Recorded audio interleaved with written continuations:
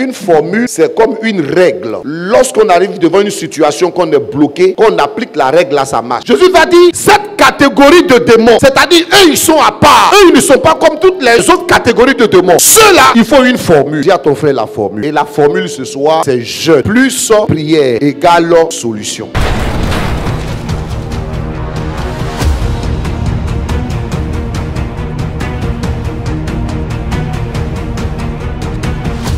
Dis à ton frère l'importance du jeûne. Les disciples s'approchèrent de Jésus et lui dirent en particulier, pourquoi n'avons-nous pas pu chasser ce démon? Pourquoi on n'a pas pu chasser ce démon? Pourtant tu nous as envoyé, tu nous as donné ta puissance, tu nous as dit allez-y, les démons vous seront soumis, vous allez faire telle chose, telle chose, telle chose, telle chose. On a fait de grands signes, tu le sais, on t'a fait le point. Mais pourquoi dans ce cas-là on a échoué? C'est à cause de votre incrédulité, leur dit Jésus. Je vous le dis en vérité, si vous aviez de la foi comme un grain de sénévé, vous diriez à cette montagne, transporte-toi d'ici là, et elle se transporterait. Rien ne vous serait impossible. Mais cette sorte de démon ne sort que par la prière et par le jeûne. Ici, Jésus vient de donner ici une formule. Alors, la formule, il y a la formule en mathématiques, il y a la formule en physique, il y a la formule en chimie, il y a la formule en biochimie. Mais une formule, c'est comme une règle. Lorsqu'on arrive devant une situation qu'on est bloqué, qu'on applique la règle à sa marche. Jésus va dire, cette catégorie de démons, c'est-à-dire eux ils sont à part, eux ils ne sont pas comme toutes les autres catégories de démons. Ceux-là, il faut une formule. Dis à ton frère la formule. Et la formule ce soir, c'est jeûne plus prière égale solution. Je viens de te dire que Jésus dans ce passage vient de donner une formule. Prière plus jeûne égale solution dans ce cas-là. Le jeûne aussi est bon, hein. C'est bon et la science a démontré qu'il est important de faire des jeûnes. Et ils appellent ça des jeûnes intermittents. Amen. Ce sont des temps de jeûne où par exemple on attend 16 heures avant de manger. Donc on ne prend pas le petit déjeuner et on commence à manger vers 15 heures, 16 heures pour permettre à la nourriture que tu as mangée depuis la nuit là d'être digérée. Par rapport au jeûne, le jeûne n'est pas seulement que spirituel. Et la plupart, toutes les religions, je répète, toutes les religions et les croyances jeûnent. Même les féticheurs, les gardien des affaires, les mentis-menteurs jeûnent. Est-ce que vous savez ça? Les féticheurs, lorsqu'on vient leur poser des grands problèmes, jeûnent pour pouvoir attirer une catégorie de démons pour que cela puisse réussir. Les bouddhistes jeûnent, les francs-maçons jeûnent, les musulmans jeûnent, les juifs jeûnent. Ce qui veut dire que le jeûne produit une charge spirituelle.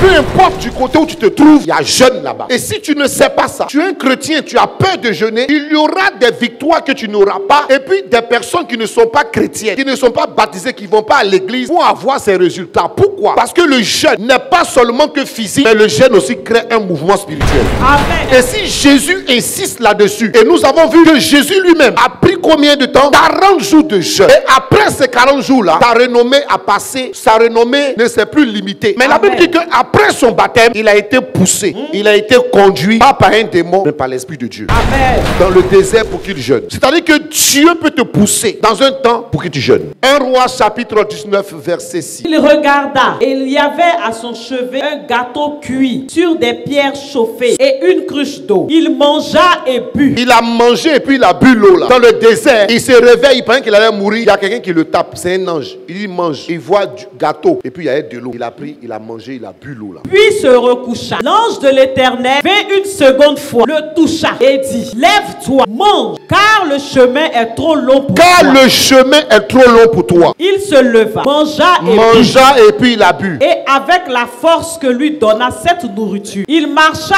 40 jours et 40 nuits jusqu'à la montagne de Dieu, à Horeb. Est-ce que c'est n'importe quelle nourriture? L'ange lui a donné un peu de pain, qu'on appelle des galettes, des gâteaux. Il a mangé, il a bu l'eau. Il a mangé une deuxième fois. Et la Bible dit qu'avec cette force-là, il a pu tenir pendant combien de jours? 40 jours et 40 nuits. Et pendant 40 jours et 40 nuits, il faisait quoi? Il marchait seulement. Et il a commencé à marcher comme ça. Pendant 40 jours et 40 nuits. Sans s'arrêter, sans avoir eu faim, sans avoir soif. Je vous pose la question. C'est une nourriture simple. Quand tu prends des temps de jeûne, Dieu te donne aussi, sans le savoir, de la nourriture solide que tu reçois. Pour que tu puisses tenir pendant 40 jours et 40 nuits. C'est-à-dire, ça te donne la force d'être éveillé dans la prière.